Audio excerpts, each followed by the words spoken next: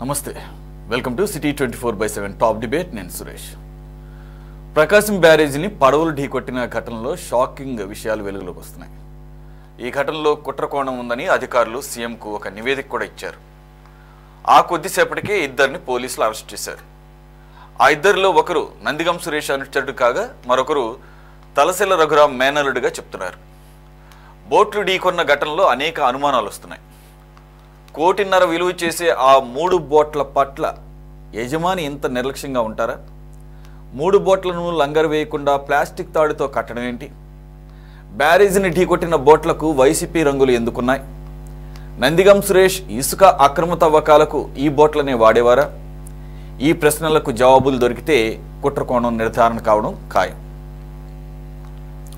ఇక మరోవైపు రాష్ట్రం వరదలు భారీ వర్షాలతో అతలాకుతలం అవుతుంటే మాజీ సీఎం జగన్ ఎక్కడా అనే ప్రశ్న వస్తుంది 74 ఏళ్ల సీఎం చంద్రబాబు యువకుడిలా తిరుగుతుంటే జగన్కి ఏమైందనే సందేహం కలుగుతోంది అయితే ఆయన బెంగళూరులో ఉన్నారట పైగా అక్కడ కన్నడ కాంగ్రెస్ నేతలకు విందిచ్చారట దీంతో 11 సీట్లు ఇస్తే మాత్రం వైసీపీ అధినేత ప్రజలను పట్టించుకోరా అనే ప్రశ్నలు వస్తున్నాయి వరదల్లో బురద రాజకీయం చేస్తున్న జగన్ అంతా సవ్యంగా ఉంటే ఈ పార్టీకి లండన్లో ఉండేవారు కాదా అని కూటమి పార్టీలు ప్రశ్నిస్తున్నాయి పాస్పోర్టు రద్దు అవ్వకపోతే జగన్ లండన్లో ఫ్యామిలీతో హ్యాపీగా గడిపేవారు కాదా అని నిలదీస్తున్నాయి ఇలాంటి వ్యక్తి బెంగళూరు ప్యాలెస్లో కూర్చొని ప్రభుత్వాన్ని విమర్శిస్తూ ట్వీట్స్ పడేస్తున్నారని మండిపడుతున్నారు ఈ అంశాలపై ఈరోజు డిబేట్లో పార్టిసిపేట్ చేస్తున్నారు తెలుగుదేశం పార్టీ అధికార ప్రతినిధి ఎస్పీ సాహెబ్ గారు నమస్తే అండి అలాగే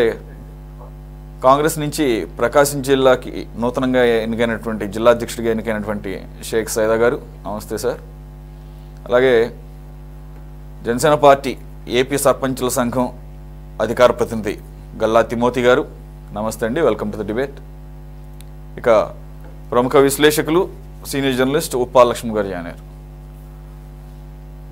లక్ష్మణ్ గారు ఈ బ్యారేజ్ని 1వ తారీఖు అర్ధరాత్రి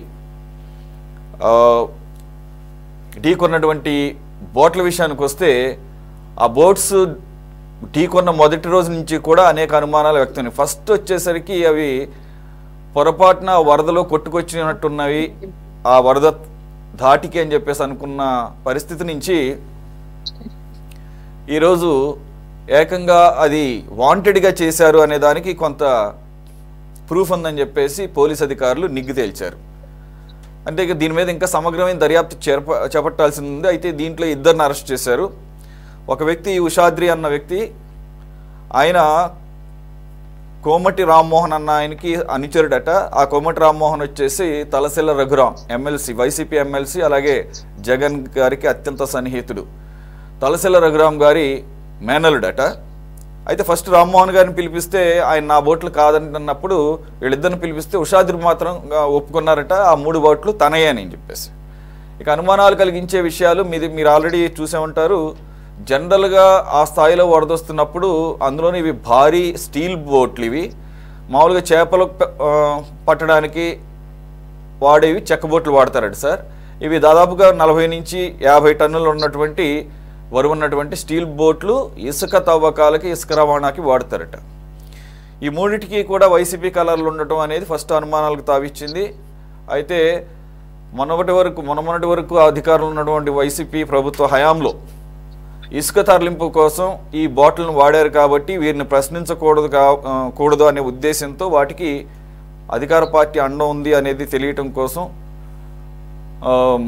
వాటికి వైసీపీ రంగులు వేసుంటారు ఇప్పుడు అవే వీళ్ళని పట్టించిని అనే దాకా వచ్చింది అలాగే నిమ్మల రామానాయుడు గారు మాట్లాడుతూ ఇది కూడా అప్పుడు జరిగింది కూడా అక్రమంగానే ఇసుక దందా చేశారు ఎందుకంటే ఇటువంటి బోట్లు ఉపయోగించి పర్యావరణానికి విఘాతం కలిగించేలా నదుల్లో డ్రెడ్జింగ్ చేస్తూ ఇసుకను తవ్వకూడదు అని చెప్పి కోర్టు ఉత్తర్వులు ఉన్నాయి అనేక సందర్భాల్లో అలాగే రూల్స్ చెప్తున్నాయి ఇవన్నీ కూడా వైలేట్ చేయడమే కాక ఈరోజు ఒక కాన్స్పిరసీని కుక్ చేసి ఉద్దేశపూర్వకంగా ప్రకాశం బ్యారేజ్ డ్యామేజ్కి ప్రయత్నం చేశారంటున్నారు సార్ ఇది ఎంతవరకు నిగ్గు తేలే అవకాశం ఉంది కానీ ప్రస్తుతం పెట్టిన సెక్షన్ నేను చూశాను జస్ట్ ర్యాష్ అండ్ నెగ్లిజెన్స్ అంటున్నారు. మరి ర్యాష్ అండ్ నెగ్లిజెన్స్ అనే దానికి మరి ఆ స్థాయిలో శిక్షలు పడతాయా ఒకవేళ కన్విక్ట్ అయినా అనేది. ఇక్కడ ఏకంగా ప్రకాశం బ్యారేజ్కి డ్యామేజ్ ఇన్ కేస్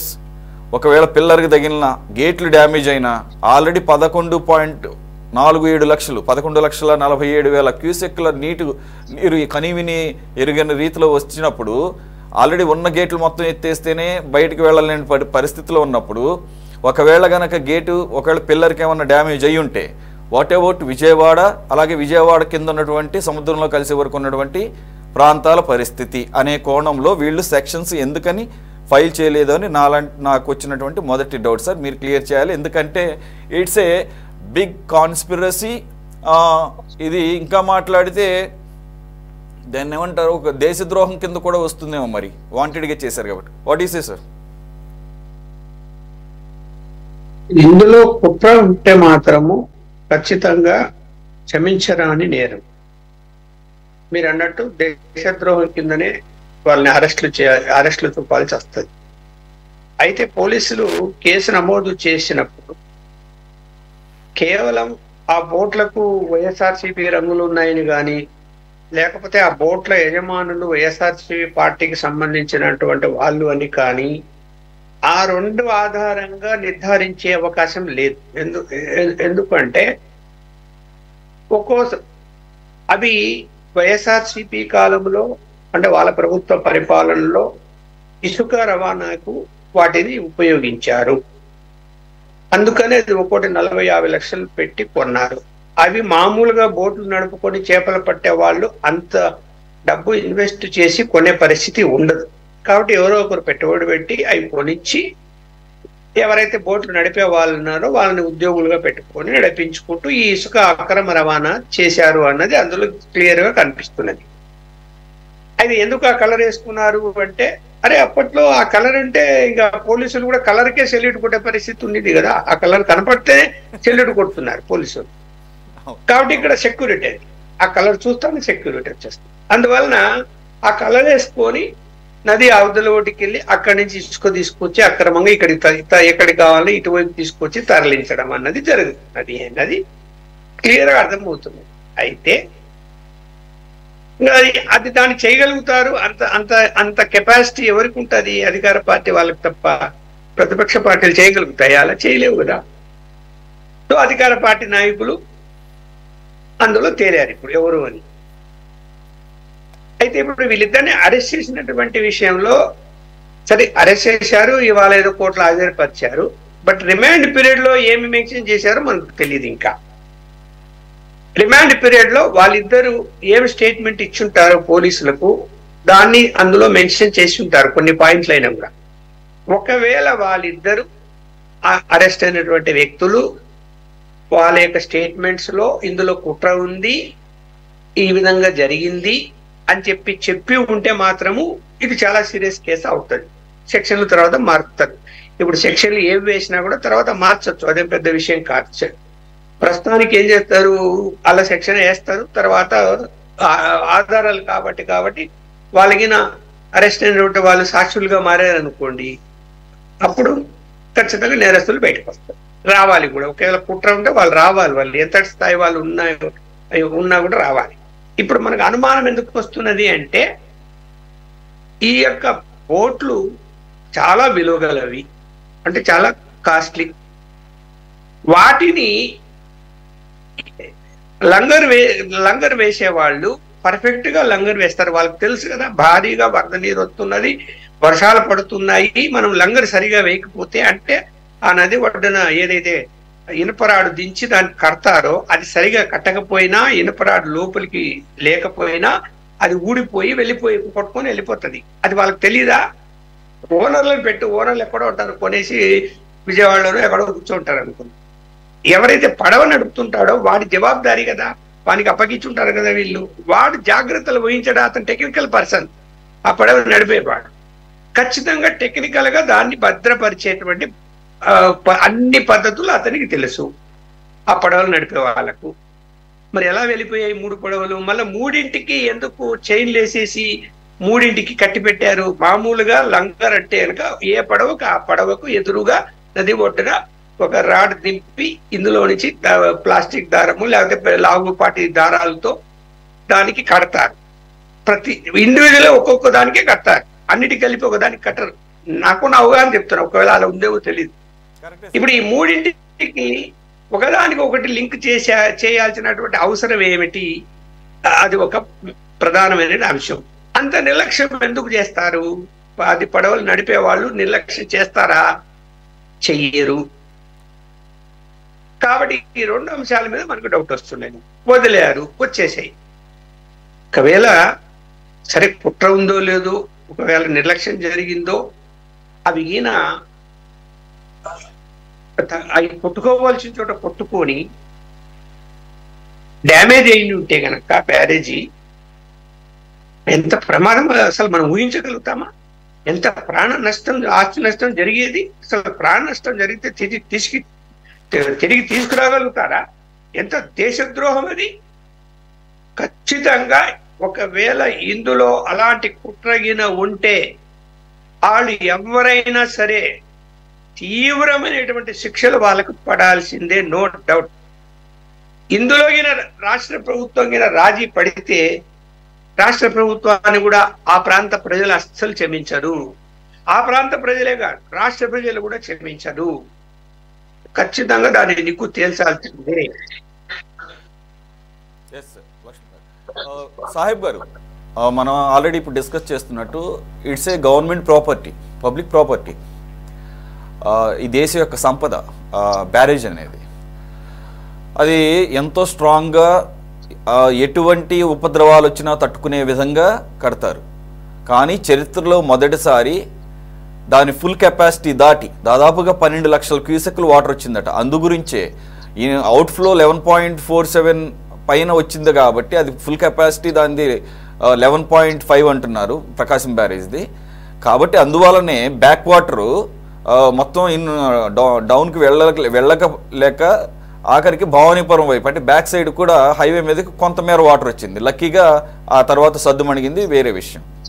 దానికి ఏదో అంటారు చూసారా, దానికి ఇట్లాంటివి కూడా యాడ్ అయ్యి ఉంటే ఒకవేళ నాట్ ఓన్లీ పిల్లర్స్కి తగలటమే కాదు, పిల్లర్స్ తగిలితే అసలు కంప్లీట్ డ్యామేజ్. అది పక్కన పెడితే ఒక గేట్కి ఏమన్నా అయినా కూడా ఆ టైంలో, లేదంటే కనుక ఏదన్నా కానాలకి, ఇప్పుడు యాక్చువల్ కానాల్లోకి మధ్యలో అడ్డం పడలేదు, లక్కీగా కానాలకు అడ్డం పడినా కూడా కొంత వాటర్ మళ్ళా వీటి మూలంగా వెళ్ళలేని పరిస్థితి ఉండేది. అంటే వీరి ఉద్దేశం ఏమైనా కానీ మరి అమరావతిని ముంచుదామన్న ఉద్దేశమా, లేదంటే కనుక ఇప్పుడున్నటువంటి కూటమి ప్రభుత్వానికి అపప్రద తీసుకురావాలన్న ఉద్దేశమా, అది పక్కన పెడితే వీళ్ళు చేసేది ఏ స్థాయిలో నష్టం చేస్తుందనేది ఆలోచన మనకన్నా వాళ్ళకి ఉంటుంది. ఎందుకంటే వాళ్ళకి ఆ పడవలు, వాటరు, ఈ నదులు, ఈ బిజినెస్ చేస్తున్న వాళ్ళకి మనకన్నా చాలా ఎక్కువ అవగాహన ఉంటుంది. ఎంత నష్టం జరుగుతుంది, ఏ ఏరియాలు ఇండెండేట్ అవుతాయి, ఎన్ని జిల్లాలు కొట్టుకుపోతాయి అనేది. కాబట్టి ఆ కోణంలో కూటమి ప్రభుత్వం సీరియస్గా తీసుకుని విచారణ చేసే అవకాశం ఎంతవరకు? సురేష్ గారు, తమరికి అదేవిధంగా ప్యానెల్లో ఉన్నటువంటి మా సైదా గారికి, లక్ష్మణ్ గారికి, మిత్రుడు జనసేన మిత్రుడికి, వీక్షకులందరికీ కూడా నమస్కారం. మా సైదా గారికి కంగ్రాచులేషన్ చెబుతున్నానండి, ఎందుకంటే ఆయన జిల్లా అధ్యక్షుడయ్యాడు. సురేష్ గారు, మీరు చూడండి, గతంలో అమరావతి తోటలు తగలబెట్టడం, దాని తర్వాత బాబాయి హత్య కేసుని గుండెపోటుగా చిత్రీకరించడం, దాని తర్వాత 2022లో ఒక బోటును తీసుకొచ్చి ఆ రోజు 9వ నెంబర్ గేట్ కి అడ్డం పెడతాం. ఈ రోజు 5 బోట్లు వచ్చేసి 67, 68, 69 ఆ కాణాలకు అడ్డం పడిపోయినాయి అక్కడ. అంటే దీని వెనుక కుట్ర కోణం ఉంది అని చెప్పి బలం చేకూరుతుంది. కాబట్టే గౌరవ ముఖ్యమంత్రి నారా చంద్రబాబు నాయుడు గారు ఇరిగేషన్ శాఖ వారిని ఆదేశించారు, ఆ కుట్ర కోణం వెనుకున్నటువంటి నిజాలను ఛేదించండి అని చెప్పి. అఫ్ కోర్స్ నిమ్మల రామానాయుడు గారు కూడా రంగంలోకి దిగారు. వీళ్ళు భవానీపురంలో ఉన్నటువంటి పోలీస్ స్టేషన్ కి కంప్లైంట్ ఇస్తే అక్కడ పోలీస్ వారు అసలు ఈ బోట్లు ఎవరైనా అని చెప్పి పరిశీలన చేసినప్పుడు వీటిల్లో విస్తుపోయే నిజాలు బయటకు వచ్చినాయండి. ఈ నందిగామ సురేష్, అదేవిధంగా తలశీల రఘురామ్ అనేటువంటి వ్యక్తులకు దగ్గరగా ఉండేటువంటి వ్యక్తి, ఆయనకి ఆ ఉషాద్రి అనేటువంటి వ్యక్తికి 3 బోట్లు ఉన్నాయి ఇక్కడ. దీనితో పాటు మళ్ళా ఇంకొక 2 బోట్లు వచ్చేసేసి వేరే ఇండివిజువల్ పర్సన్స్ ఉంటాయి. సో ఇలా కాల్ డేటా కూడా పరిశీలిస్తున్నారండి. దీంట్లో ఏమైనా కుట్రకోణం ఉందా, లేకపోతే వైకాపా పార్టీ నేతలు కావాలనే చేశారా అనే అంశాలు బయటకు వస్తున్నాయి. సో ఏది ఏమైనప్పటికీ కూడా ఇప్పుడు మీరు ఇందాక ఇంటూలో చెప్పుకుంటా వచ్చారు. ఇటువంటి చర్యల వల్ల ఆ చేసిన వారికి ఖచ్చితంగా కఠినమైనటువంటి శిక్షలు అమలు చేయాలొకటి, దేశద్రోహం కేసులు పెట్టాలి. ఎందుకంటే పైనుంచి 12 లక్షల క్యూసిక్ల వాటర్ ఇన్ఫ్లో వస్తూ ఉంటే ఇక్కడ అవుట్ఫ్లో వదలడానికి అవకాశం ఉండదు కదండి బోట్లు అడ్డపడితే. మీరు అన్నట్టు ఆ భవానీ ఐలాండ్ కావచ్చు, ఆ కింద ఉన్నటువంటి దిగువ ప్రాంతాల లంక ప్రాంతాలు మొత్తం కూడా మునిగిపోయి ఉండే ఏదైనా ప్రమాదవశాత్తు ఇష్యూ జరిగితే. అంటే ఆ బ్రిడ్జి ఉండేటువంటి పటుత్వం ఉంది కాబట్టి ఆ హెవీ బైట్స్ కూడా ఇరిగిపోయినా కూడా అక్కడ ఆగిందండి. సో ఇవన్నీ పరిశీలన చేసినప్పుడు ఏంటంటే ఖచ్చితంగా దీని వెనక కుట్రకోవడం ఉంది. ఎందుకంటే వైకాపా పార్టీ నేతలు కొంతమంది బయటకు వచ్చేసి బుడమేరు గేట్లు ఎత్తేశారు, దానివల్ల చంద్రబాబు నాయుడు గారు ఇల్లు మునగలేదని చెప్పి హాస్యాస్పదంగా మాట్లాడుతూ ఉన్నారు. చంద్రబాబు నాయుడు గారు ఇల్లు ఎటుందండి? అమరావతి వైపు ఉంది. బుడమేరు ఎటుందండి? విజయవాడ వైపు ఉంది. కనీసం ఆ మాత్రం ఇంకిత జ్ఞానం కూడా లేకుండా మనం గతంలో కూడా మాట్లాడుకున్నాం. పట్టిసీమ ద్వారా వచ్చే నీళ్లు రావటం వల్ల విజయవాడ మునిగిపోయిందని ఒక మాట తప్పితే అన్ని మాటలు మాట్లాడారు, నీళ్ళే మహామేధావులాగా మాట్లాడారు. సో దీని వెనక కుట్రకోణమే కాదండి, వైకాపా పార్టీ నేతలు కావాలని దుష్ప్రచారాలు చేస్తూ ఉన్నారు. మీరు చూడండి, ఈ 9 రోజుల నుంచి సోషల్ మీడియాలో, వాళ్ళ అఫీషియల్ సోషల్ మీడియాలో నిస్సిగ్గుగా మరి కూటమి ప్రభుత్వం ఫెయిల్యూర్ అవుతుంది, అసలు ప్రజలకు ఏమీ అందట్లేదు, ప్రభుత్వ వైఫల్యం వల్లే ఈ వరదలు వచ్చినాయి అని చెప్పి ప్రజలు నమ్మటానికి మోసం చేస్తున్నారండి. జగన్మోహన్ రెడ్డి విధానం ఏంటంటే ఒక అబద్ధాన్ని పదే పదే ప్రజల్లోకి తీసుకెళ్తే ఆ అబద్ధం నిజమని నమ్ముతారని చెప్పి ఆయన ఊహించుకుంటా ఉంటాడు. గతంలో కూడా చూడండి మీరు, ఆయన ఇంటి దగ్గర ఉండేటువంటి పేదల ఇల్లు మొత్తం పీకేసి మహాసభలకు వచ్చినప్పుడు గొప్ప గొప్ప ప్రసంగాలు చేసేవాడు. పేదలకు పెత్తందారులకు మధ్య యుద్ధం, నా ఎస్సీలు, నా బీసీలు, నా మైనార్టీలని, అంత ఒట్టి మాట్లాడండి. కాబట్టి జగన్మోహన్ రెడ్డి యొక్క మనస్తత్వం ఏంటంటే, మేము గతంలో చాలా సార్లు చెప్పాం, ఉండదు లేనట్టు లేని ఉన్నట్టు. ఒక అబద్ధాన్ని కూడా నిర్భయంగా చెబుతాడండి, ఎక్కడ కూడా వణకడు బెడకడు. కాబట్టి వైకాపా పార్టీ వాళ్ళు ఖచ్చితంగా ఈ బోట్ల ఇష్యూలో వాళ్ళ హస్తం ఉంది. దీనితో పాటు మరి ముఖ్యమంత్రి ఏదో గొప్ప గొప్ప మాటలు చెబుతా ఉంటాడు కదా, ₹1 సీఎం రిలీఫ్ ఫండ్కి ఇచ్చానన్నారు, గతంలో కూడా ₹1 ఇచ్చారన్నారు, అంతా ఒకటిదేనండి. గతంలో ₹1 ఇలా ఈ ₹1 కూడా ఇప్పుడు దాకా ఇలేదండి, ఒక కుత్తిటి మాటలు. అది కూడా ఏంటి, వైఎస్ఆర్ కాంగ్రెస్ పార్టీ తరఫున ఇచ్చారంటున్నాడు. వేల కోట్ల అధిపతి, మరి భారతదేశంలోనే అత్యంత ధనిక సీఎం గా చేసినటువంటి వ్యక్తి, అఫ్ కోర్స్ మాజీ ధనిక సీఎం, ₹1 ఇయటానికి ఆయనకి చేతులు రాలేదండి. వెళ్ళిపోయాడు, ప్యాలెస్ లోకి వెళ్ళిపోయాడు బ్రహ్మాండంగా. వాళ్ళ నాయకులు ఎక్కడన్నా ఒక పులిహార పొట్లం అందించారండి. గొప్ప గొప్ప మాటలు ఆ వచ్చిన కాసేపు అడావుడి చేశారు. ఆ ప్రకాశం బ్యారేజ్ మీద చుట్టుపక్కల అటు తిరిగారు. ఆ మోకాళ్ళలోకి నీళ్ళలోకి వెళ్ళాడు, ఎక్కువ నీళ్ళలోకి వెళ్తే నీళ్ళు అంటే నాకు భయం అని చెప్పాడంట పక్కన వాళ్ళతో. నవ్వుతున్నారండి. మీరు చూడండి, మేము పోలీసు వారిని ప్రజలకు ఇబ్బందులు లేకుండా వాళ్ళకి సహాయ కార్యక్రమాలు, కొంతమందికి పాము గండం అట్లాంటి గండాలు ఆయనకు కూడా నీటి గండం అని ఎవరో చెప్పు ఉండొచ్చు, దాన్ని కూడా మీరు అలా తప్పు పడతారేంటి? ఎవరో గతంలో స్వామీజీ చెప్పాడంటండి విశాఖపట్నంలో, అయ్యా నువ్వు ఎక్కడన్నా కానీ వరదలకు వచ్చినప్పుడు వెళ్ళబాక, 10 రోజుల తర్వాత బయటకు వెళ్ళి, అది కూడా హెలికాప్టర్లు వెళ్ళి తొంగి చూడు అని చెప్పాడు. అందుకని అఫ్ కోర్స్ అదే అధికారంలో ఉంటే ఇప్పుడు విజయవాడ మొత్తం 4-5 సార్లు హెలికాప్టర్లు తిరిగేవాడండి. దీంతో పాటు మనం ప్రధానంగా కొన్ని అంశాలు మాట్లాడుకోవాలి సురేష్ గారు. గతంలో మీకు అన్నమయ్య ప్రాజెక్టు గేట్లు కొట్టుకుపోయినప్పుడు అక్కడ 40 మంది పైగా చనిపోయారు. ఆ చనిపోయినప్పుడు కూడా వెళ్ళి ఒక్క రోజున అక్కడ ఉన్నాడండి. ఈయన ఈ గొప్ప గొప్ప మాటలు చూస్తున్నాడు కదా, ఒక్క రోజు అక్కడ ప్రజల్ని, ఆ బాధితుల్ని ఏమైనా పరామర్శించాడా? ఇదే విధంగా మరి గోదావరి వరదలు వచ్చినప్పుడు 19 రోజుల తర్వాత అక్కడికి వెళ్ళాడండి. 19 రోజుల తర్వాత వెళ్ళి ఏరియల్ సర్వే చేశాడు, ఎవరెవరు ఎట్టున్నారని. అది కూడా ఫోటోలు ఏంది నవ్వుతో పెట్టుకోవటం, ఇది కూడా ఆయన అలవాట్లో పొరపాటు అంటారేమో సురేష్ గారు. ప్రజలు బాధల్లో ఉంటే మీరు ఇంతకు ముందు వైసీపీ కార్యకర్తలు కానీ నాయకులు కానీ ఎక్కడ కనపడటం లేదని అన్నారు. కానీ అంటే ముఖ్య నాయకులు ఎవరు కనపడటం లేదు కరెక్టే, కానీ అఫ్ కోర్స్ అధినాయకుడే కనపడినప్పుడు మరి వాళ్ళు ఎందుకు అనుకున్నారేమో. కాస్త కింది స్థాయిలో ఎక్కడైనా పనిచేస్తూ ఉండే అవకాశం ఉంది అన్నట్టుగానే ఈరోజు నేను ఒక చోట ఒక న్యూస్ చదివాను. పాడేరు ఎమ్మెల్యే, వైసీపీ ఎమ్మెల్యే వాగులో కొట్టుకుపోతున్నటువంటి బైక్ మీద కొట్టుకుపోతున్న అతను స్వయంగా రక్షించాడు. అటువంటి నిజంగా హర్షించాలి, ఎంకరేజ్ చేయాలి, అప్రిషియేట్ చేయాలి. కాబట్టి ఏంటంటే అదే అంటున్నాను, మరి అదే స్థాయిలో అధినేత కూడా క్షేత్రస్థాయిలో దిగి ఏమన్నా చిన్న లోపాలు ఏమైనా ఉంటే, గ్యాప్స్ ఏమైనా ఉంటే ఒక కన్స్ట్రక్టివ్ క్రిటిసిజంతో గవర్నమెంట్కి ఇక్కడిక్కడ ఇలా జరుగుతున్నాయి, ఇంకా అందాల్సింది ఉంది అట్లా అంటే బాగుండేది. కానీ మీరు అన్నట్టు ఆయన ఇంటిని కాపాడుకోవడానికి ఇక్కడ గేట్లు ఎత్తేసారు. యాక్చువల్ లాక్స్ అవి మైలవరం దగ్గర వెలగలేరు దగ్గర ఉండేటటువంటిది, అది రెగ్యులేటరీ, అది లాక్స్ అంటారు. అవి లాక్స్ అండ్ లాక్స్ కి గేట్స్ కి తేడా ఉంటుంది ఫంక్షనింగ్ లో కానీ ఇంప్లిమెంటేషన్ లో కానీ. ఇక్కడ సరే ఓకే ఫ్లోలో అన్నారు, కానీ అసలు అన్నది ఏంటి? ఆయన ఇల్లు ఎత్తుకోవడం, ఇది వచ్చేదేమో 15,000 క్యూసెక్కులు, అక్కడ ఆల్రెడీ 11,50,000 క్యూసెక్కులు ప్రకాశం బ్యారేజ్ దగ్గరకు వస్తుంటే ఈ 15 ఏళ్ళు ఏం చేస్తే రివర్స్, యాక్చువల్గా రివర్స్ వెనక్కి వచ్చినాయి అవి. సరే అది పక్కన పెడదాం, అదొకటి. అవే కాదు, తర్వాత ఆయన 2 రోజులు మాత్రమే వచ్చారు, అరగంట మాత్రమే, 3-4 తారీఖులు అనుకుంటా. ఎందుకంటే యాక్చువల్గా ఆ రోజు ఆయన లండన్ వెళ్లాల్సింది ట్రిప్పు, పాస్పోర్ట్ రద్దు అవటం, డిప్లొమాటిక్ పాస్పోర్ట్, కొత్త పాస్పోర్ట్ కోసం వెయిట్ చేస్తున్నారు కదా. సరే ఈయనేమో బురదల్లో పడి తిరిగేస్తున్నాడు ముఖ్యమంత్రి గారు, బాగోదని చెప్పేసి ఆయన ఏదో ఒక అరగంట సేపు వచ్చారు. అయితే రెండో రోజు కూడా, మొదటి రోజు అంటే సరే నోరు జారు అనుకుంటే, రెండో రోజు కూడా ముఖ్యమంత్రికి పని ఏం లేదు, వచ్చి ఇక్కడ పనులకు అడ్డం పడుతున్నాడు. అలాగే అర్ధరాత్రి 2ంటికి 3ంటికి ఆయనకి నిద్ర పట్టదు, ముసలాయన కదా, అందుకని రివ్యూలు చెప్తున్నాడు. ఇదంతా షో ఆఫ్, ఫోటో ఆఫ్ అని చెప్పేసి అంటాం.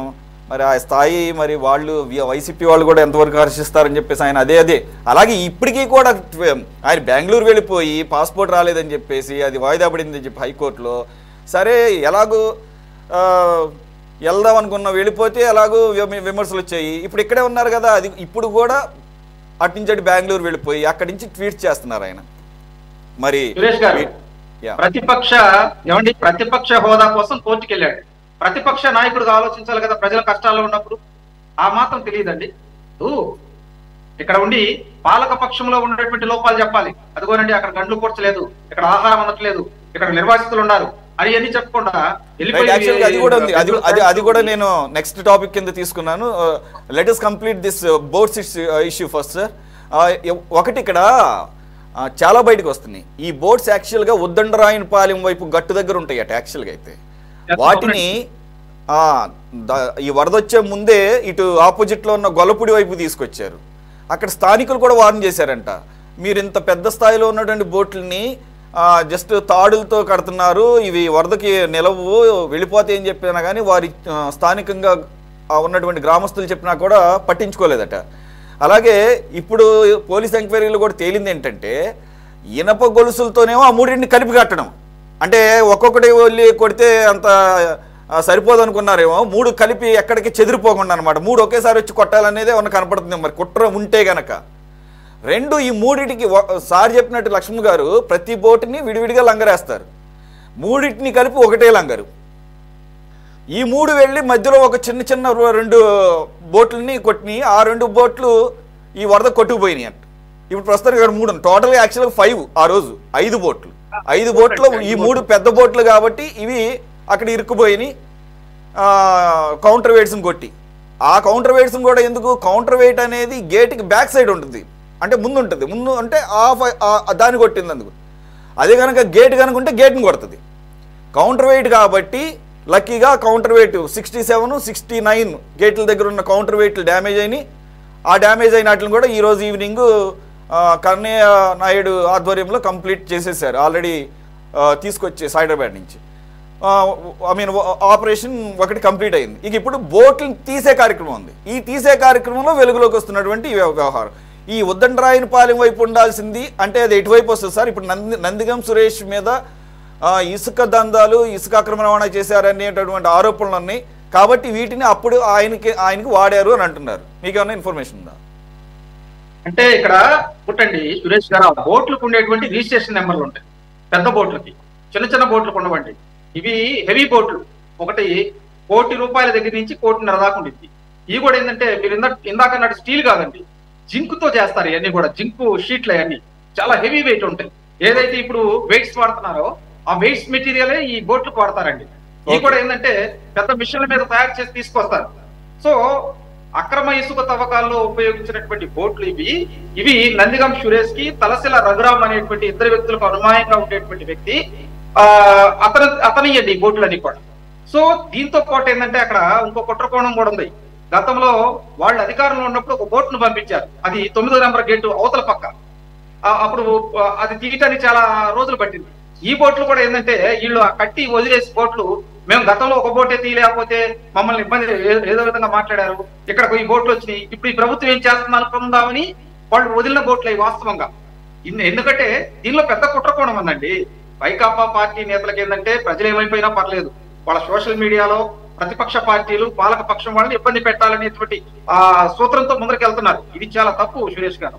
ప్రజలు బాధల్లో ఉన్నప్పుడు ఈ విధమైనటువంటి చర్యలు చేసే వాళ్ళని కఠినమైనటువంటి చర్యలు వేసి ఉరి శిక్షలు వేయాలండి.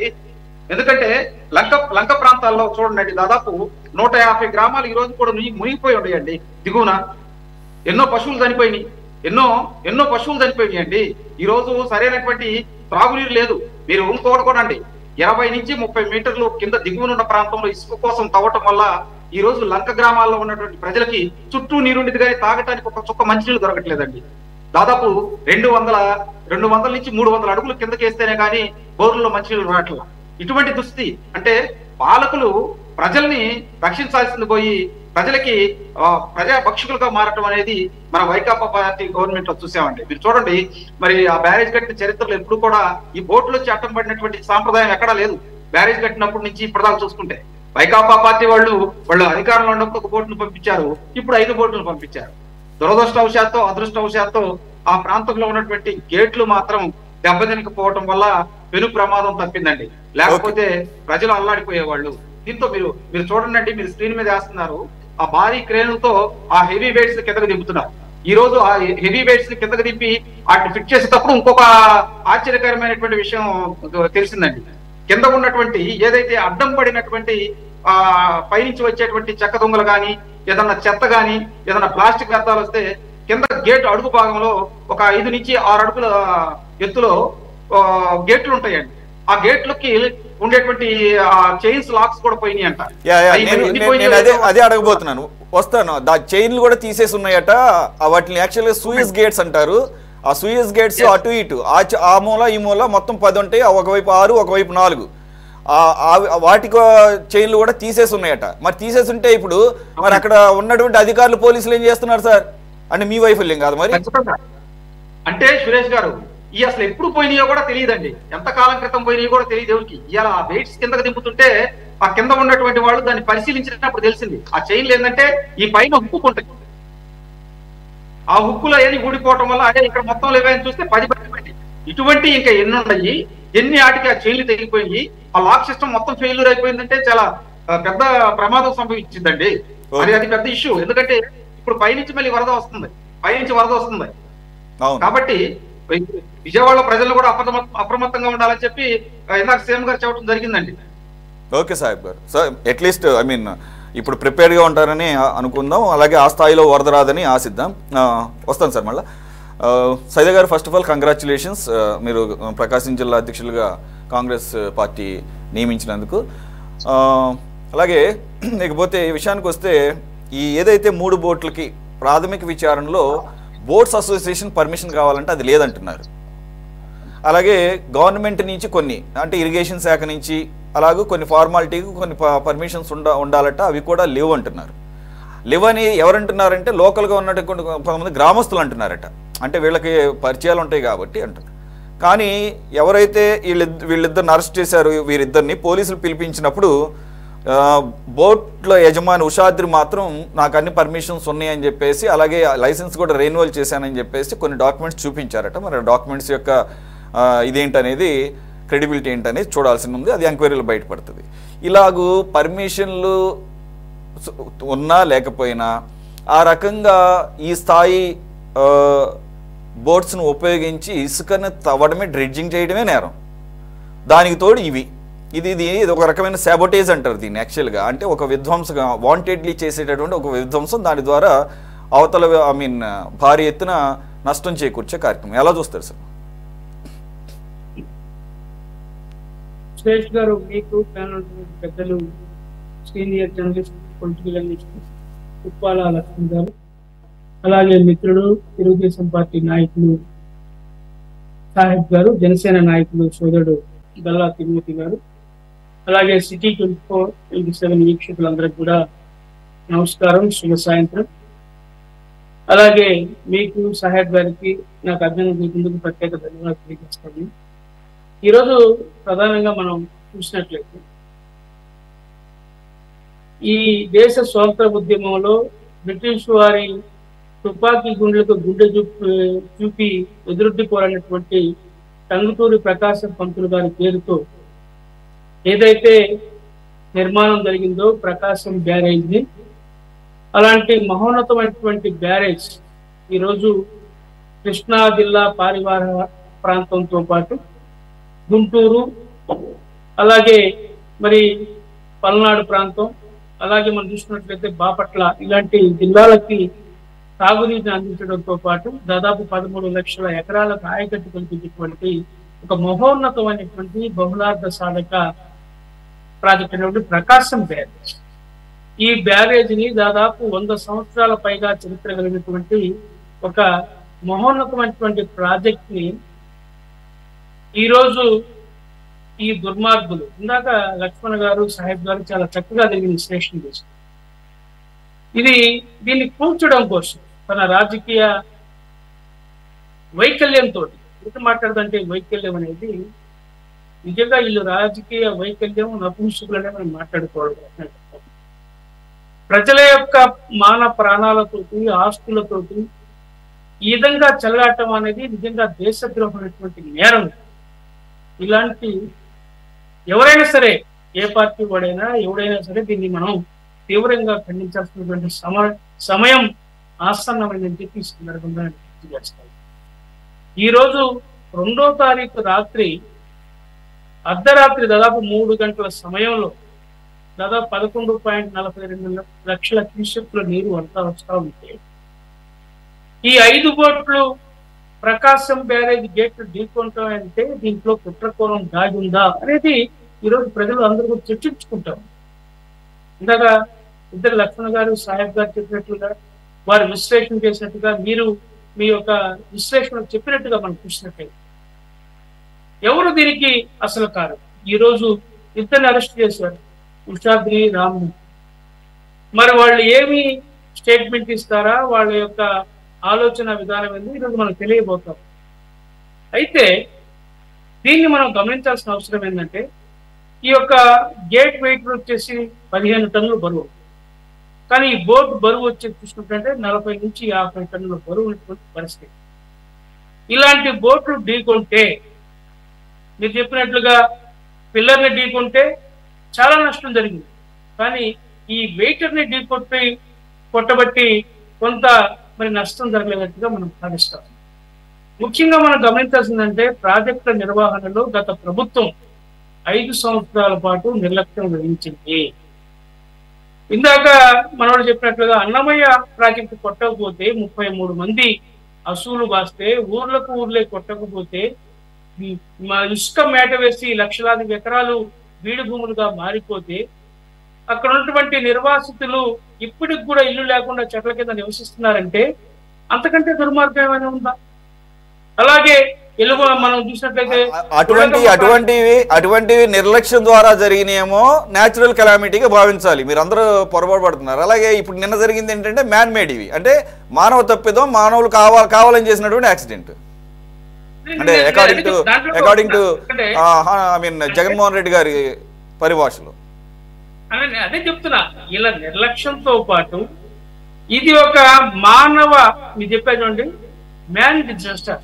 నిజంగా ఇంత దుర్మార్గంగా, కక్షపూరితంగా ఒక ప్రభుత్వాన్ని దించడం కోసమో, లేకపోతే ప్రభుత్వాన్ని అబాస్పాలు చేయడం కోసమో ఇంతమంది ప్రాణాలతో చెలగాటం అవసరమా అనే విషయాన్ని నేను చాలా స్పష్టంగా చెప్పదలుచు.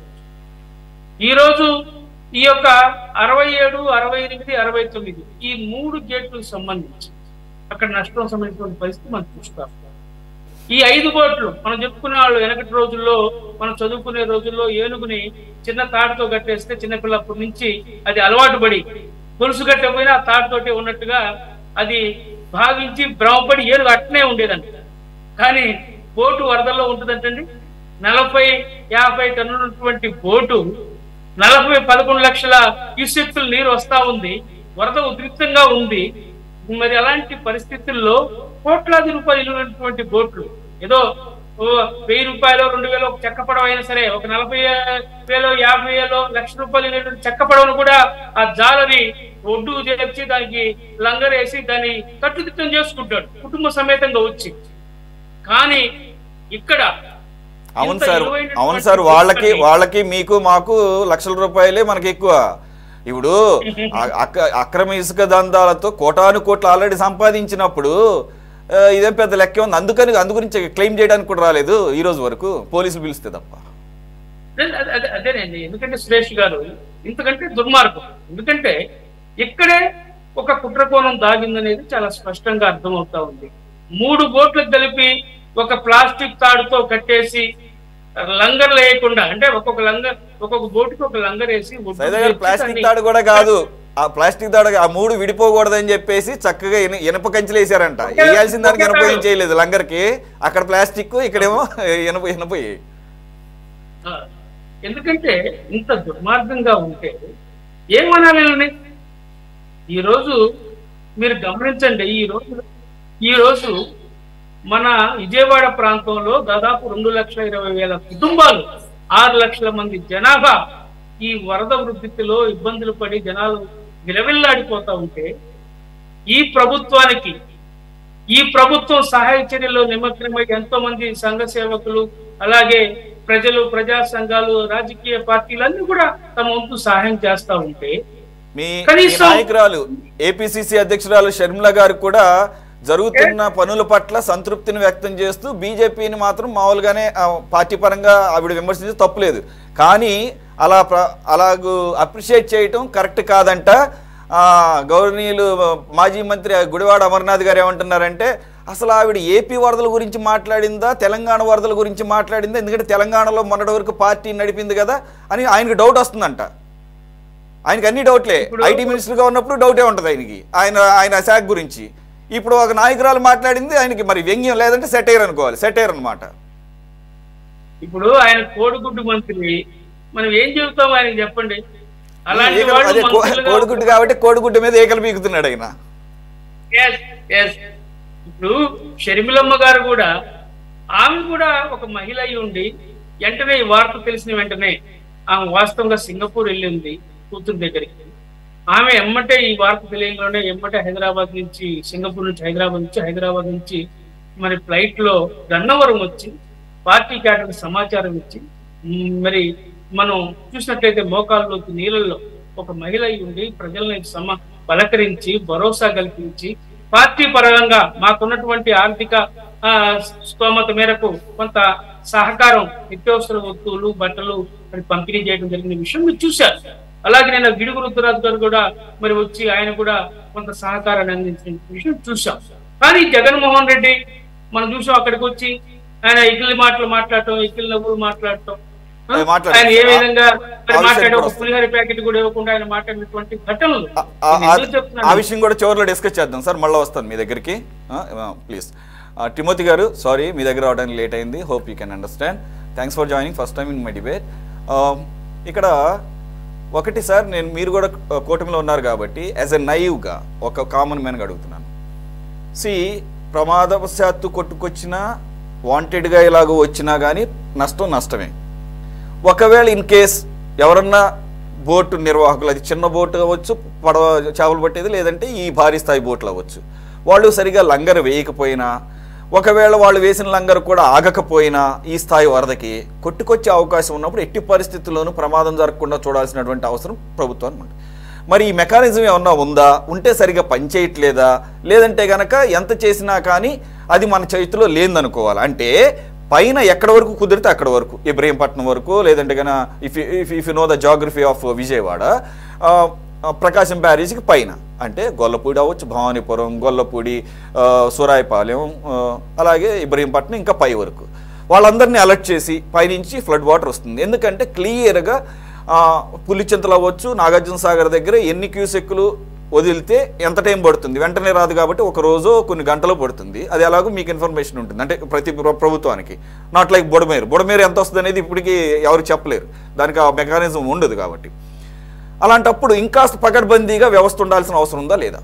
వార్న్ చేయడమే కాదు, ఇన్ కేసు ఒకవేళ మీ నిర్లక్ష్యంతో ఇలా కనుక జరిగితే మీకు కఠిన శిక్షలు ఉంటాయి అని చెప్పేసి అక్కడ ఎవరైతే బోట్స్ ఎవరు నడుపుతున్నారో తెలుసు, ఆన్ రికార్డ్ ఉంటుంది, వాటికి లైసెన్సులు ఇచ్చినప్పుడు ఎన్ని బోట్లు ఎవరిది ఏంటనేది ఒక వెహికల్ కొన్నట్టే దానికి కూడా ఉంటుంది అనుకుంటున్నాను. ఐ మీన్ నాకు అంత నాలెడ్జ్ లేదు. What about this warning system?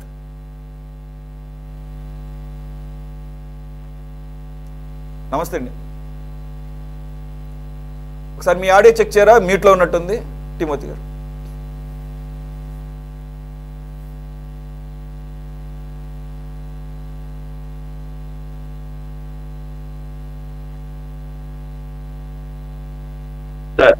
Sorry for the inconvenience.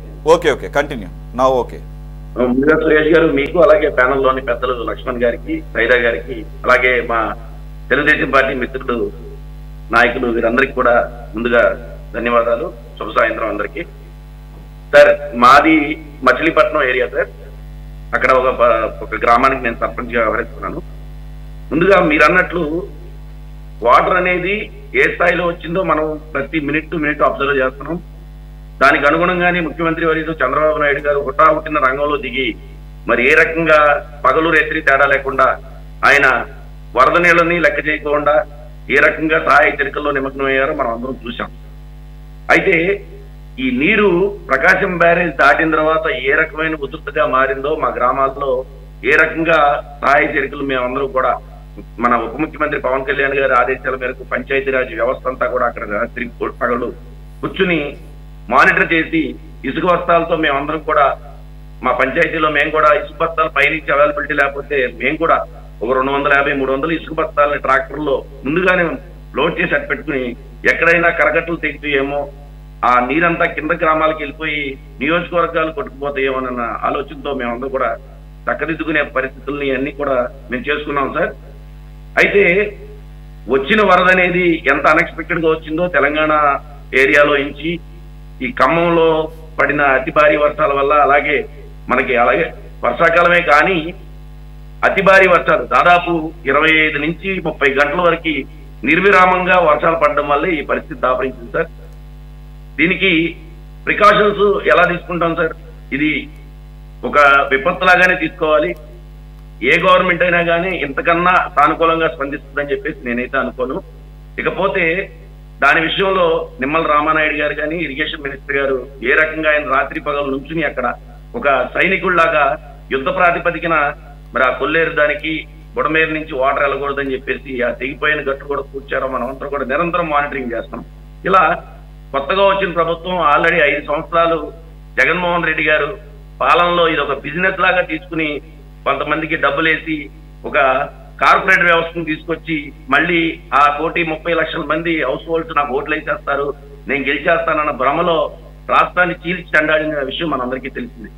మళ్ళీ ఇటువంటి దుర్మార్గుడు ఏదైనా ఇప్పుడు ప్రకృతి విపత్తులు వచ్చినప్పుడు ప్రభుత్వం సకాలంలో స్పందించకపోతే మళ్ళీ మన మీద అపవాదం వస్తుందని చెప్పేసి ప్రతి ఒక్క నాయకుడు సార్, మీరు ఇప్పుడు మా మినిస్టర్ గారు కొల్లు రవీంద్ర గారిని తీసుకోండి, బాలశౌరి గారిని తీసుకోండి, అలాగే నిమ్మల రామానాయుడు గారు కానీ, అలాగే చంద్రబాబు నాయుడు గారు కానీ, లోకేష్ గారు కానీ ప్రతి ఒక్కళ్ళు యుద్ధ ప్రాతిపదికన ఇంట్లో కూర్చోకుండా బయటకు వచ్చి సహాయ చర్యల్లో పాల్గొన్నారు. అలాగే మా జన సైనికులు విజయవాడ మొత్తం విస్తృతంగా ఆహార పదార్థాలను కానీ, ఇప్పుడు నిత్యావసర సరుకులు కానీ, నిన్న జగ్గంపూడి కాలనీకి మేము వెళ్తే సార్ వాళ్ళు మా జనసేన ఎమ్మెల్యేలు కొన్ని కిట్లు తీసుకొచ్చారు, అవి పంపిణీ చేస్తుంటే వాళ్ళు విద్యుత్ దీపాలు లేక కొవ్వొత్తులను అడుగుతున్నారు సార్. ఇటువంటి పరిస్థితుల్లో ఆహార పదార్థాలు ఎక్కడికక్కడే మానిటరింగ్ చేస్తూ ఏ రకంగా ఆదుకోవాలో ఆ రకంగా ఈ ప్రభుత్వం, ఉమ్మడి ప్రభుత్వం శబాష్ అనిపించుకుంది సార్. మరి మన వైసీపీ నాయకుల దగ్గర మన మీద చెప్పడానికి ఎటువంటి అవాకులు లేదు కాబట్టి ఈ రకంగా అత్యుత్సాహంతో జగన్మోహన్ రెడ్డి గారు ఏనాడు ఆయన ఇంగిలి చేతితో కాకిన తోలడం, ఏనాడైనా తోలిన దాఖలాలు ఉన్నాయా? మీరు ప్యానల్లోని సభ్యులు కూడా మీరు ఒకసారి ఆలోచన చేయండి. ఎప్పుడైనా కానీ ఆయన ప్రతిపక్షంలో ఉన్నప్పుడు దాదాపు 9 సంవత్సరాలు 10 సంవత్సరాలు ప్రతిపక్షంలో ఉన్నాడు. ఏ రోజైనా కానీ ఇటువంటి విపత్తులు వచ్చినప్పుడు ₹1 కూడా ఎవరికి దానం చేయలేదు. ఆయన తండ్రి ముఖ్యమంత్రిగా ఉన్నప్పుడు వేల కోట్లు ఏ రకంగా సంపాదించారు. తిమోతి గారు సాయం చేయకపోయినా పర్లేదు కానీ నష్టం చేకూర్చే పనులు అయితే చేయకూడదు. మనం ఇప్పుడు బోర్డ్స్ విషయం మాట్లాడుకుంటున్నాం కాబట్టి మీరేమంటారంటే ఇది న్యాచురల్ డిజాస్టర్ ఈ స్థాయిలో వస్తుంది కాబట్టి ప్రికాషనరీగా వార్న్ చేయటం అంత ఈజీ కాదంటారు, అంతేనా మీరు చెప్పదలుచుకుంది? 100% కాదు సార్. ఇక బోట్ల విషయానికి వస్తే సార్, కింద పెద్దలందరూ కూడా చెప్పారు సార్, మా ప్రాంతాల్లో రొయ్యల చెరువులు సాగు చేస్తారు సార్. ప్రతి రొయ్య చెరువులోనూ ఆక్సిజన్ ఫ్లక్చుయేషన్స్ కోసం ఏరియేటర్స్ మెయింటైన్ చేస్తాం. దాదాపు 70 నుంచి 80 కిలోల బరువు ఉంటుంది సార్. ఈ వరద ఉధృతి పెరిగినప్పుడు కేవలం 20 నుంచి 25,000 రూపాయలు ఉన్న ఆ ఒక్క ఏరియేటర్స్ ని తెచ్చుకోవడానికి, దాన్ని జాగ్రత్త చేసుకోవడానికి ప్రతి రైతు ఎంతో కష్టపడి వాటిలన్నీ తీసుకొచ్చి కరకట్ట మీద పెట్టుకున్నాం. అలాంటప్పుడు సోదరులు చెప్పినట్టు ₹1,00,00,000 కాస్ట్ గల బోట్లు, జింక్ కోటెడ్, అది already iron fabricated, zinc coated, అది ఎంత హెవీగా వెయిట్ ఉంటుందో సోదరులు కూడా ప్రస్తావించారు. అటువంటి బోట్లని జాగ్రత్త చేసుకోవడం ఎవరికైనా ఇంగిత జ్ఞానం ఉంటుంది సార్. అటువంటి జ్ఞానం కూడా లేని స్థాయిలో మరి అన్ఎక్స్పెక్టెడ్ గా చెరుకు తోటను తగలబెట్టేస్తే రాత్రికి రాత్రే నాయకుడిని చేసి ఎంపీగా చేసినందుకు పాపానికి గాను అమరావతి రైతులు ఈ రోజున ఆ బోట్లు గుద్దేస్తే 60 సంవత్సరాల చరిత్ర ఉన్న 1954లో ఆర్ద్రకాటన్ ద్వారా గారు అంతకు ముందు ఆనకట్టలాగా దాన్ని తయారు చేస్తే 1954లో దాన్ని ఒక ప్రకాశం కృష్ణా బ్యారేజ్ లాగా తయారు చేసి నీలం సంజీవ్ రెడ్డి గారు ప్రకాశం బ్యారేజ్ లాగా 57లో నామకరణం చేసి అప్పటి నుంచి కూడా దాదాపు ఇది 3వ విపత్తు. ఇంతకుముందు 9 లక్షలు దాటిన అప్పుడు కూడా తట్టుకోవడం చూసాం, 10 లక్షలు దాటినప్పుడు కూడా తట్టుకోవడం చూసాం. రీసెంట్ గా 12 లక్షల క్యూసెక్ల వాటర్ వచ్చినా కానీ తట్టుకున్న ప్రకాశం బ్యారేజీ మా కింది గ్రామాలు 3-4 నియోజకవర్గాలు 3-4 జిల్లాల్లో వాసులు 13 లక్షల మంది రైతులు దాని మీద డిపెండ్ అయి ఉన్న ఇటువంటి ఒక మన ఆస్తి ఆంధ్రప్రదేశ్ కి ప్రకాశం బ్యారేజ్ అనేది మనకు ఒక ఆస్తి. టిమోతి గారు మీరు కింద ఉన్నారు కాబట్టి మిమ్మల్ని అడుగుతున్నాం. మచిలీపట్నం చాలా చివరిలో ఉన్నారు కాబట్టి సముద్రంలో కలుసు. ఒకవేళ అనుకోనిది ఏదన్నా ప్రకాశం బ్యారేజ్కి జరిగి ఉంటే ఈ బోట్ల వలన అది పిల్లర్కి తగిలిన కానీ గేట్కి నష్టం జరిగినా కానీ అడ్డం పడిపోయినా, ఎందుకంటే ఇవి భారీ బోట్లు ఇవన్నీ కూడా జరిగితే ఒక్క విజయవాడే కాదు కదా, కింద ఉన్నటువంటి అన్ని జిల్లాలకు అన్ని ప్రాంతాలకు ప్రమాదమేగా. తప్పకుండా సార్, మీకు కైకలూరు దగ్గర నుంచి ఏలూరు జిల్లా దగ్గర నుంచి ఇటు గుంటూరు జిల్లా వరకు మొత్తం కాలగర్భంలో కలిసిపోయే పరిస్థితి ఏర్పడేది. అంత వాటర్ని, ఎందుకంటే మాకు పులిగడ్డ దగ్గర నుంచి 2 పాయలుగా చేరుతుంది కృష్ణానది, మా గ్రామాల అంచుల నుంచి వెళ్తుంది. ఇటువంటి కృష్ణానది ఉధృతి ఎప్పుడో మా చిన్నప్పుడు చూసాం సార్. ఆ తర్వాత ఇప్పుడు ఒక 15-16 అంగుళాలు దాటితే మా గ్రామాలన్నీ కొట్టుకుపోయే పరిస్థితిని మేము ఇప్పుడు చవి చూసాం. ఇట్లాంటి మన ఆస్తిని ధ్వంసం చేయడానికి ఎవడు ప్రయత్నించినా కానీ ఇర్రెస్పెక్టివ్ ఆఫ్ పార్టీస్ కూలంకషంగా దీని మీద దర్యాప్తు జరగాలి, వాళ్ళని పట్టుకోవాలి. ఇందాడ సోదరులు అలాగే పెద్దలు చెప్పినట్టు దేశద్రోహం కేసులాగా ఇటువంటి పెట్టి తక్షణమే చర్యలు తీసుకుంటేనే గానీ రాబోయే రోజుల్లో మన ఆస్తులు మనకి పెద్దలు ఇచ్చిన ఏంటి సార్, మనకి ఆనకట్టలు కట్టడాలే. అంటే సార్ ఇక్కడ మనకి దేశద్రోహం అంటే మనకే డెఫినేషన్ తెలియదేమో. ఎందుకనంటే రాజద్రోహం దేశద్రోహం అంటే రాజద్రోహం, రాజుని ఎవరన్నా తిడితే రాజద్రోహం. ఎప్పుడో మరి ఎంపరర్స్ కాలంలో రాజుల కాలంలో పెట్టేవాళ్ళేమో. మరి ప్రజాస్వామ్య వ్యవస్థలో ఉంటున్నాం కదా, దేశానికి కానీ అటు ఏమన్నా విపత్తు చేస్తే రాజద్రోహం మనం ఇప్పటివరకు అనుకున్నాం. కానీ రఘురామకృష్ణరాజు గారు అప్పట్లో రాజుగా అంటే మన ముఖ్యమంత్రిగా ఉన్నటువంటి జగన్మోహన్ రెడ్డి గారిని అన్నందుకు ఆయన మీద రాజద్రోహం కేసు పెట్టచ్చు. కానీ రాజ్యాన్ని మొత్తాన్ని ఈ రకంగా సర్వనాశనం అయిపోవాలని ప్లాన్ చేస్తే మరి వీటికి రాజద్రోహం కేసులు పెట్టాలో లేదో నాకు తెలియదు. కూటమి ప్రభుత్వం మాత్రం ఈ విషయంలో సీరియస్గా ఆలోచించాల్సిన అవసరం ఉంది. In case if there is a conspiracy, I'm telling it there is a condition. ఒకవేళ నిజంగా ప్రమాదవశాత్తు వాడు ప్రమేయం లేకుండా జరుగుంటే ఓకే. కానీ if there is a conspiracy, there is every possibility to put them behind the bars with severe sections like sabotage and anti-national activity. You have to do that, sir. Kotam Prabhu.